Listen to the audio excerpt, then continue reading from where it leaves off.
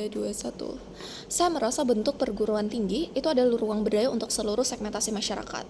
Artinya Anda tidak boleh membatasi mereka untuk mendapatkan pendidikan inklusif hanya karena tidak mengikuti satu parameter standar. Maka kita mau buat bentuk pendidikan itu lebih inklusif, bisa diakses oleh tiap individu dengan bentuk kapasitas mereka yang beragam. Maka parameter untuk juri menimbang debatnya itu adalah satu, siapa yang pada akhirnya benar-benar bisa hadir untuk memenuhi kebutuhan masyarakat. Tapi kontekstualisasi pertama yang hadir di sisi golf. Satu, bagaimana bentuk masuk perguruan tinggi di sisi kita berdasarkan bentuk portofolio. Ada 3 hal. A, saya merasa bentuknya itu tidak akan ada bentuk standarisasi, Anda harus tinggi di mapel tertentu dan sebagainya. Artinya kemungkinan Anda bisa masuk ke perguruan tinggi dengan kapasitas Anda yang beragam atau rekam jejak Anda selama ini yang sesuai dengan diri Anda sendiri, itu pada akhirnya valid di sisi kita. Karena Anda bisa punya akses yang lebih besar untuk berdaya buat video edukatif kalau misalnya di situ bidang Anda buat presentasi dan sebagainya, atau misalnya mempresentasikan prestasi non akademik Anda dan sebagainya, atau buat kreasi ini itu dan sebagainya untuk menjadi bahan portofolio Anda. Tapi ada batasan-batasan tertentu, saya pada akhirnya akses Anda untuk masuk perguruan tinggi itu akan jauh lebih inklusif. B, ini menjadi penting karena misalkan saya merasa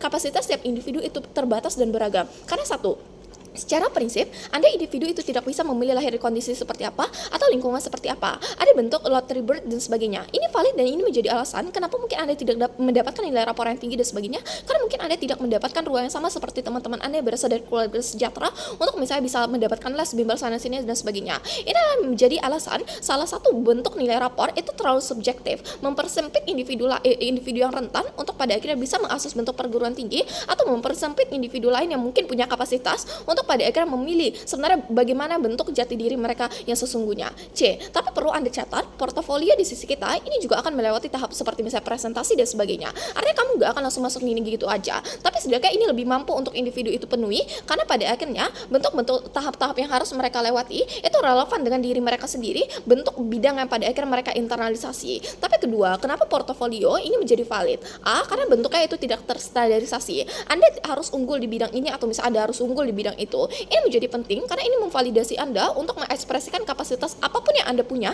tapi harus dikontrol oleh satu parameter, yaitu nilai rapor dan tes terstandarisasi. B, ini menjadi penting karena kalau misalnya kita membahas bentuk pendidikan seperti misalnya perguruan tinggi dan sebagainya, saya merasa gini ya, bentuk pendidikan itu harus secara inklusif bisa diakses oleh seluruh segmentasi masyarakat atau lapisan masyarakat. C, ini terjustifikasi karena misalkan ini juga selinear dengan beban moral pemerintah itu sendiri untuk memberikan ruang berdaya kepada seluruh segmentasi masyarakatnya. Tapi tiga, jangan pernah klaim kalau misalkan portofolio di sisi kita ini meremehkan bentuk seleksi, membuat bentuk seleksi menjadi tidak terstandarisasi dan sebagainya. Karena saya akan mitigasi ini dalam 3 level analisis yang berbeda. A, seleksi nilai rapor itu sifatnya sangat subjektif justru di sisi teman-teman oposisi. Mungkin Anda bisa mendapatkan nilai tinggi karena Anda berasal dari sekolah ternama, Anda berasal dari anak-anak semansa sekolah unggul dan sebagainya. Tapi komparasi di sisi kita, Anda tetap bisa berdaya masuk perguruan tinggi dengan prestasi yang Anda miliki atau rekam jejak Anda selama ini yang Anda kumpulkan tanpa harus mengikuti satu standar yang sama. Karena misalkan Anda berprestasi di bidang non-akademik, Anda juga memiliki ruang berdaya dan sebagainya. B, even di status quo itu sebenarnya tetap ada juga bentuk perguruan tinggi yang buka prasyarat masuk, kamu bisa lewat presentasi non akademik kamu dan sebagainya.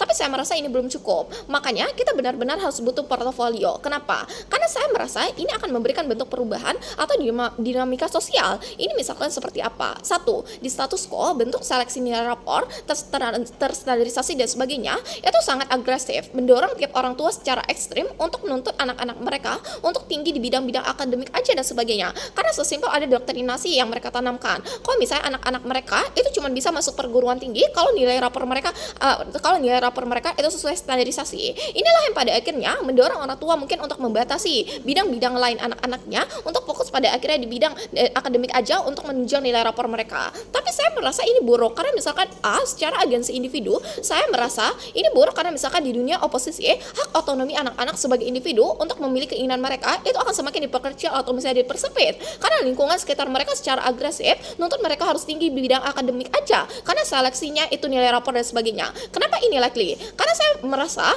di sisi teman-teman oposisi ini menciptakan bentuk standarisasi. Kalau misalnya kamu individu yang berhasil, kalau misalnya nilai rapor kamu yang tinggi dan sebagainya, maka kamu bisa baru masuk ke perguruan tinggi dan sebagainya. B, ini memberikan deterrent effect di mana ini membuat anak-anak yang hidup di dunia oposisi mungkin berpikir 2 kali kalau misalnya mau ikut atau misalnya mau berdaya di bidang lain seperti misalnya ajang debat dan sebagainya.